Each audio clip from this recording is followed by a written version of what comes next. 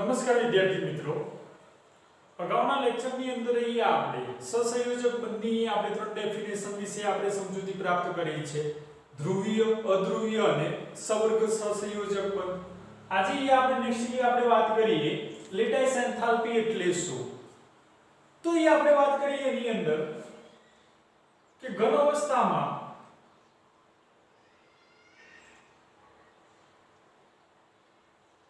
એક મોલ આયનીય સંયોજનમાંથી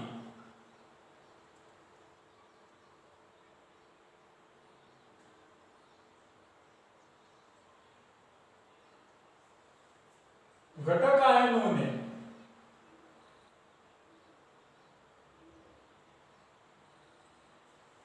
અનંત અંતરે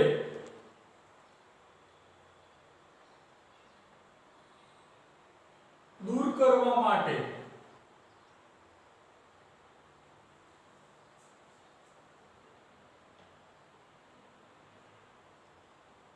આપવી પડતી ઊર્જાને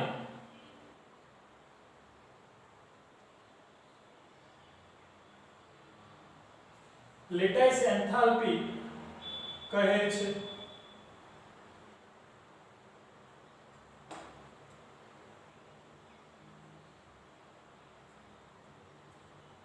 તો વિદ્યાર્થી મિત્રો, આપણે લેટાઇસ એન્થાલ્પી માટે આપણે ડેફિનેશન લખીએ છીએ કે ઘન અવસ્થામાં એક મોલ આયનીય સંયોજનમાંથી ઘટક આયનોને અનંત અંતરે દૂર કરવા માટે આપવી પડતી ઊર્જાને આપણે લેટાઇસ એન્થાલ્પી તરીકે ઓળખવામાં આવે છે. ફોર એક્ઝામ્પલ તરીકે આપણે વાત કરીએ, દાખલા તરીકે NaCl ની લેટાઇસ એન્થાલ્પીનું મૂલ્ય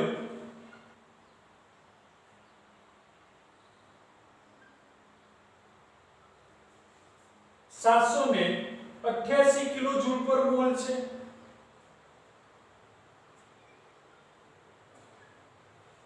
કે NaCl અણુ માટેની લેટાઇસ એન્થાલ્પી જે છે કે 788 કિલો જૂલ પર મોલ છે. આનો અર્થ એવો થાય કે NaCl ની અંદર Na+ અને Cl- આયનોને અનંત અંતરે દૂર કરવા માટે અહીંયા આપણે 788 કિલો જૂલ પર મોલ ઊર્જા અહીંયા આપવી પડે છે. તેથી અહીંયા આપણે કહી શકીએ કે આમ આયનીય બંધનો આધાર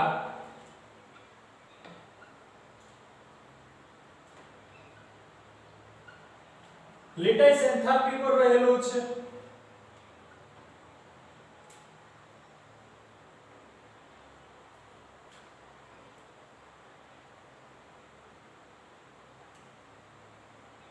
કે આયનીય બંધનો જે આધાર છે એ લેટાઇસ એન્થાલ્પી પર રહેલો છે. નેક્સ્ટ અહીંયા આપણે લાસ્ટ પોઈન્ટ ની અંદર આપણે વાત કરીએ કે નિપજની લેટાઇસ એન્થાલ્પીનું મૂલ્ય જેમ વધુ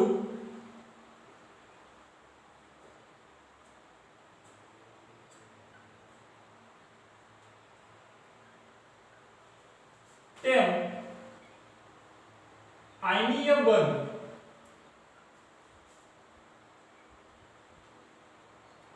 સરળતાથી બન્યો હોય.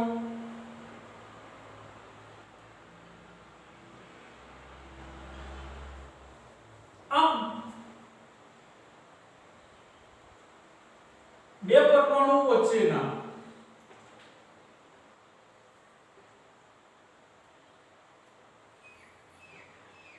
આકર્ષણ જેમ વધુ તેમ લેટાઇસ એન્થાલ્પી વધુ. તો વિદ્યાર્થી મિત્રો, આપણે વાત કરીએ છીએ કે NaCl ની લેટાઇસ એન્થાલ્પી આપણે લખી છે કે 788 કિલો જૂલ પર મોલ છે. એટલે કે આયનીય બંધનો જે આધાર છે એ લેટાઇસ એન્થાલ્પી પર રહેલો છે. તો નિપજની લેટાઇસ એન્થાલ્પીનું મૂલ્ય જેમ વધુ હોય તેમ આયનીય બંધ સરળતાથી બન્યો હોય છે. આ બે પરમાણુ વચ્ચેનું આકર્ષણ બળ જેમ વધુ તેમ લેટાઇસ એન્થાલ્પીનું મૂલ્ય વધુ હોય છે. સેકન્ડલી આપણે વાત કરીએ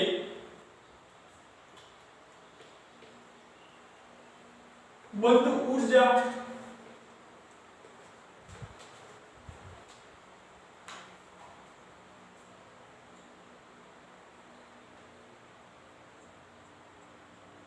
અથવા તો બંધ એન્થાલ્પી.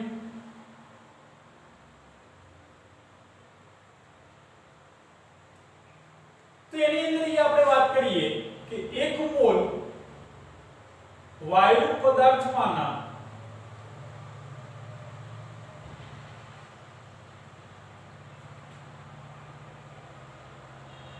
1 મોલ વાયુ પદાર્થમાંના બંધને તોડવા માટે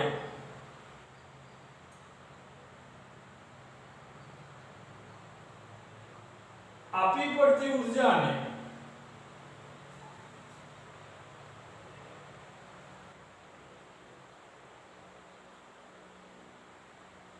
બંધ એન્થાલ્પી કહે છે.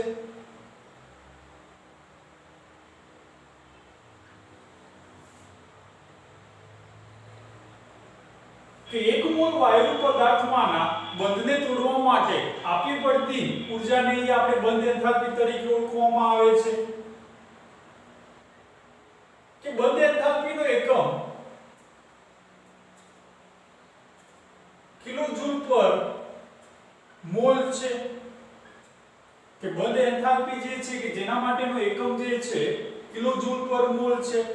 ફોર એક્ઝામ્પલ તરીકે વાત કરીએ કે H2 અણુમાં HH બંધની બંધ એન્થાલ્પીનું મૂલ્ય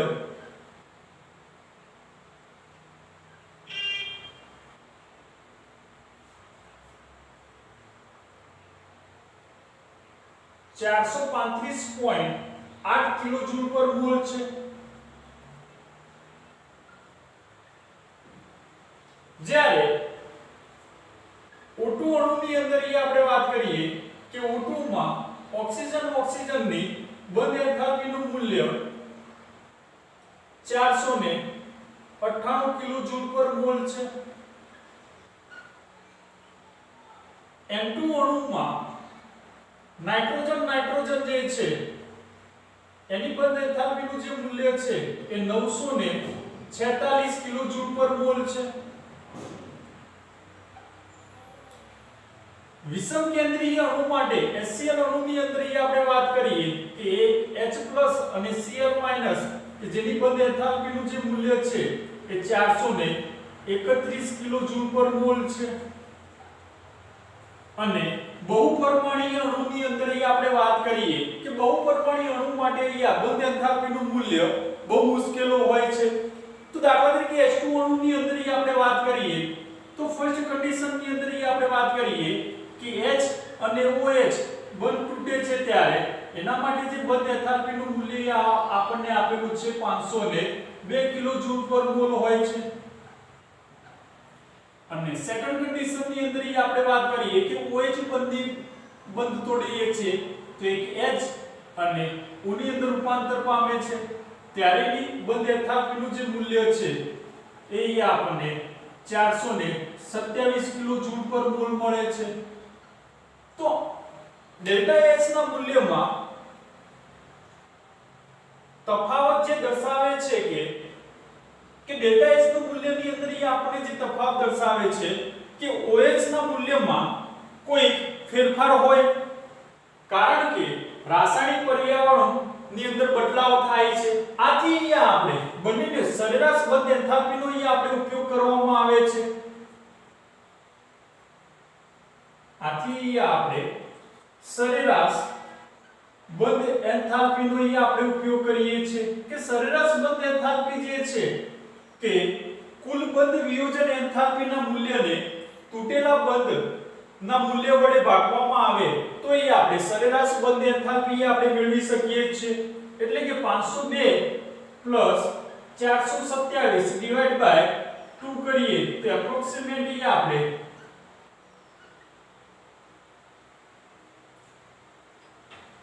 બંધ એન્થાલ્પીનું મૂલ્ય આપણે મેળવી શકીએ છીએ. એવરેજ બોન્ડ એન્થાલ્પી આપણે મેળવી શકીએ છીએ જેની આપણે સરેરાશ બંધ એન્થાલ્પી તરીકે આપણે ઓળખીએ છીએ. નેક્સ્ટ આપણે ડેફિનેશનની અંદર આપણે વાત કરીએ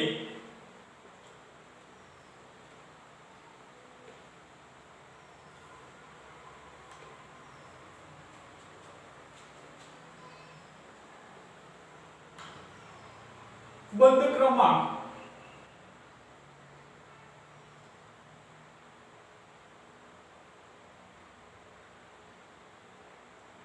જે મોસ્ટ ટાઈપ ઇક્વેશન તરીકે છે. તો બંધ ક્રમાંક એટલે શું કે અણુમાં રહેલા પરમાણુ વચ્ચેના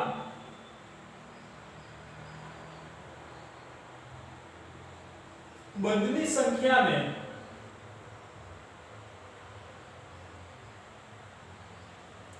બંધ ક્રમાંક કહે છે.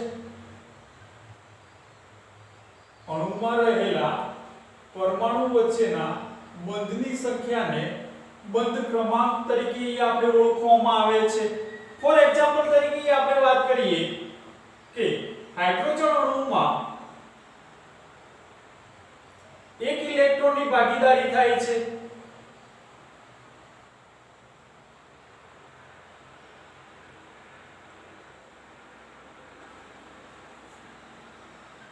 તેથી હાઇડ્રોજનમાં એકલ બંધનું નિર્માણ થાય છે.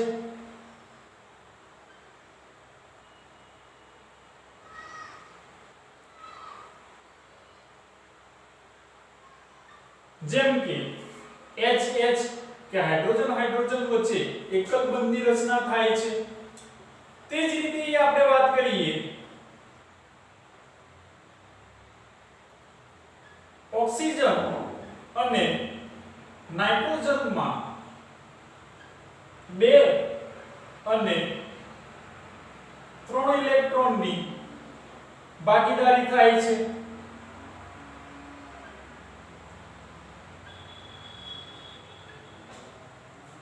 તેથી O2 માં દ્વિબંધ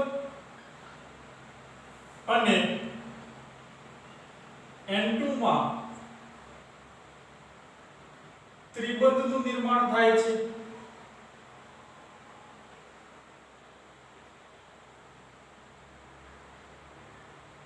જેમ કે ઓક્સિજનની અંદર ઓક્સિજન ઓક્સિજન વચ્ચે દ્વિબંધ અને નાઇટ્રોજન અણુની અંદર નાઇટ્રોજન નાઇટ્રોજન વચ્ચે ત્રિબંધ અહીં આપણે દર્શાવીએ છીએ. એટલે કે એક જ બંધને સિંગલ વડે, ડબલ બોન્ડને ડબલ વડે અને ટ્રિપલ બોન્ડને ટ્રિપલ બોન્ડ વડે આપણે દર્શાવીએ છીએ.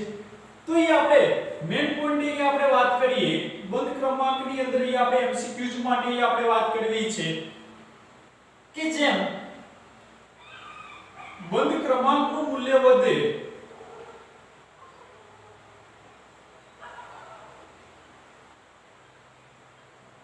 તેમ બંધ એન્થાલ્પીનું મૂલ્ય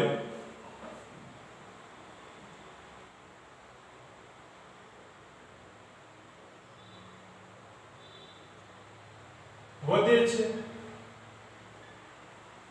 પરિણામે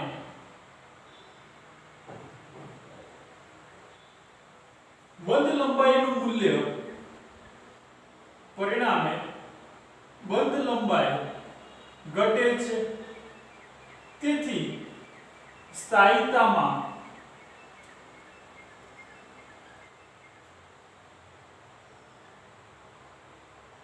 વધે છે.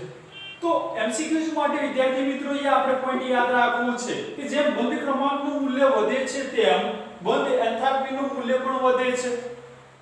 પરિણામે બંધ લંબાઈ ઘટે છે અને એની સ્થાયીતા વધે છે. અને લાસ્ટ આપણે ટોપિક આપણે વાત કરીએ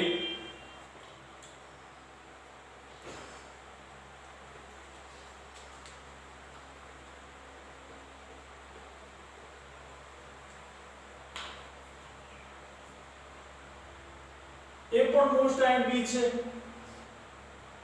બંધ કોણ.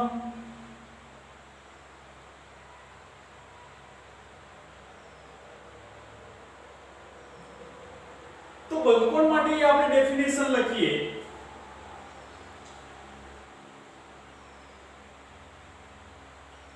અણુ કે આયનમાં મધ્યસ્થ પરમાણુની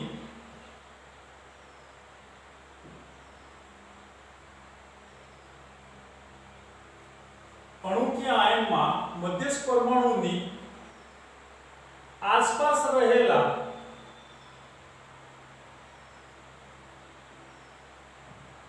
बंधकारक इलेक्ट्रॉन युग्मनी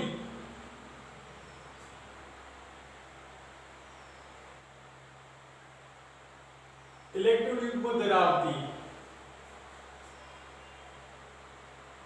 कक्षको वच्चेना कोणने बंधकोण કહે છે।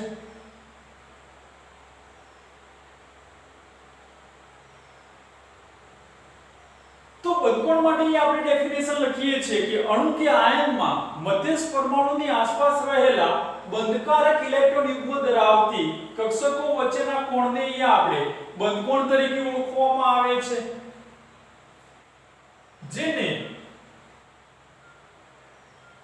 અંશ એટલે કે ડિગ્રીમાં દર્શાવવામાં આવે છે।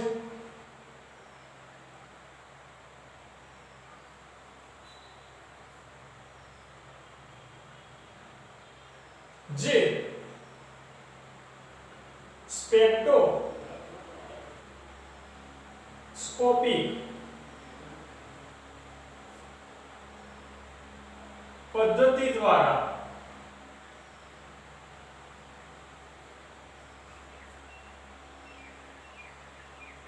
માપી શકાય છે।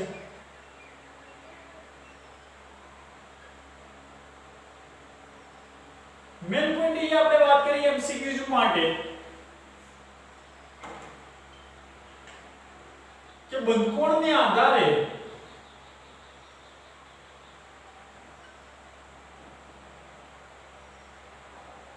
અણુના આકાર વિશે પ્રાથમિક માહિતી મેળવી શકાય છે।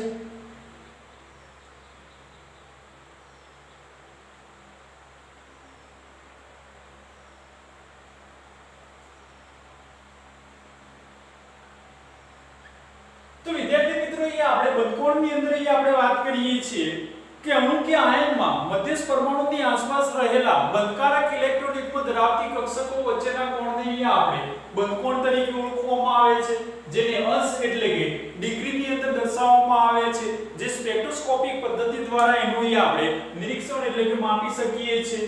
મેન પોઈન્ટ એ આપણે વાત કરી છે કે બંધકોણને આધારે આપણે અણુના આકાર વિશે આપણે પ્રાથમિક માહિતી મેળવી શકીએ છીએ। દાખલા તરીકે આપણે વાત કરીએ ફોર એક્ઝામ્પલ તરીકે કે H2O અણુઓ છે, તો H2O અણુની અંદર આપણે વાત કરીએ કે મિડલ એટમ જે છે ઓક્સિજન છે, એની સાથે બે હાઇડ્રોજન પરમાણુઓ સહસંયોજક બનથી જોડાય છે।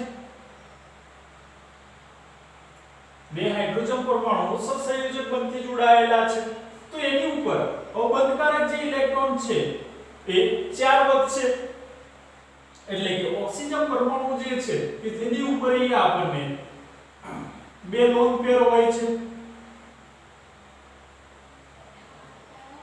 તો મિડલ એટમ જે ઓક્સિજન છે, ઓકે, આમ રિયલ ની અંદર આપણે સમજીએ ખાલી કે H2O અણુ જે છે કે મિડલ એટમ જે છે મધ્યસ્થ પરમાણુ આપણને ઓક્સિજન આપેલો છે, એની અરાઉન્ડમાં આપણને બે હાઇડ્રોજન પરમાણુઓ સહસંયોજક બંધથી આપણને જોડાયેલા છે, તો એમની વચ્ચેનો જે બંધકોણ જે છે એ 104.5 ડિગ્રી છે। H2O અણુની અંદર આપણને બંધકોણ જે આપણને આપેલો છે વિદ્યાર્થી મિત્રો કેટલો છે 104.5 ડિગ્રી હોય છે, પરંતુ રિયલમાં 109 ડિગ્રી ને 28 કળા જેટલો હોવો જોઈએ। H2O અણુની અંદર બંધકોણ જે છે 109 ડિગ્રી ને 28 કળા અથવા તો ફેજ બોલી શકો છો, તો 109 ડિગ્રી ને 28 કળા હોવો જોઈએ, પરંતુ એ ઘટીને આપણને 104.5 ડિગ્રી જોવા મળે છે। આવું થવાનું કારણ શું છે? જે આપણને નેક્સ્ટ પાછળ આપણને થિયરી આપણને આપેલી છે VSEPR, એની અંદર આપણે સમજૂતી આપણને આપેલી છે। તો વેલેન્સ શેલ ઇલેક્ટ્રોન પેર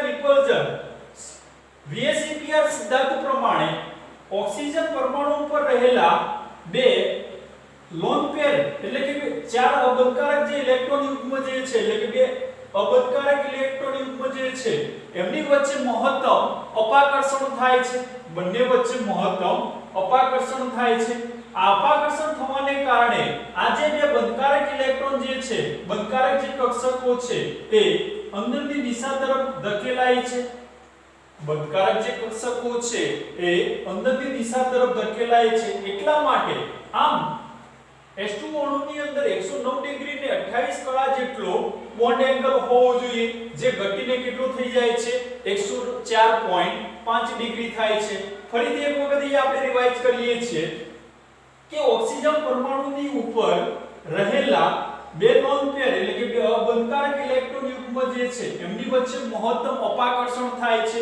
મહત્તમ અપાકર્ષણ થવાને કારણે આ જે બે બંધકારક કક્ષકો છે એ અંદરની દિશા તરફ ધકેલાય છે, એટલા માટે જે બોન્ડ એંગલ જે છે આમ રિયલમાં હોવો જોઈએ 109 ડિગ્રી ને 28 કળા જેટલો હોવો જોઈએ, જે ઘટીને અહીંયા આપણને 104.5 ડિગ્રી જોવા મળે છે। ઓકે, તો વિદ્યાર્થી મિત્રો અહીંયા આપણે આજના લેક્ચરની અંદર અહીંયા આપણને ડેફિનેશનો અહીંયા આપણે સમજ્યા છે, બંધ કોણ, બંધ ક્રમાંક, બંધ એન્થાલ્પી અને લેટાઇસ એન્થાલ્પી વિશે આપણે સમજૂતી પ્રાપ્ત કરી છે।